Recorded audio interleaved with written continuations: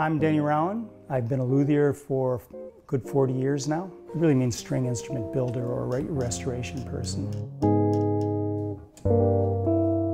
I got into guitars as a youngster.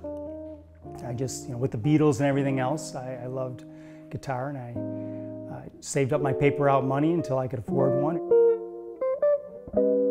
After working with SD Curley Company, I went on to Dean Guitars and then moved into my own company. It's around 1970, well, I think it's 80, 81, somewhere in there. It's not just a typical repair shop. Most of the things we do here are still very similar to the way they did it in the 1800s and 1900s. We don't have a lot of fancy tools here. Most of the stuff we do is by hand. I've been doing this for a long time, and I want to pass on what I've learned, what I've created to other people. So trying to adjust the business as I go. How will I do that? Well, Matt's here and he's been learning. I've also thought about renting space in the shop for luthiers to come in. Right here in the shop right now we have a number of rare instruments, and it's just, you're just here on an average day. That's the work we do here, so we do get a lot of rare, interesting things. This is really a special guitar. It's originally a 1935 L5 Gibson.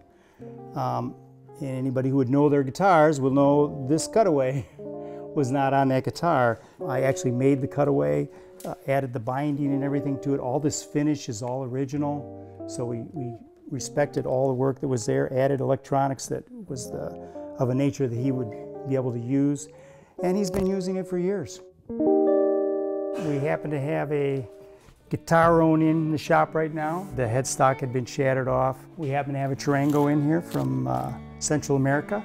This is actually really an armadillo. They use that for the body of the instrument and then build a neck around it. This is a seriously cool, rare instrument. Emperor Zephyr Epiphone. The instrument came in as a family heirloom, and it was basically falling apart everywhere you can imagine. The idea when you put these things back together, we want to keep it as original as we possibly can, finish everything. We have done work for a lot of people, Buddy Guy and Bruce Springsteen, Keith Richards, there's quite a long list actually. We don't really do it differently.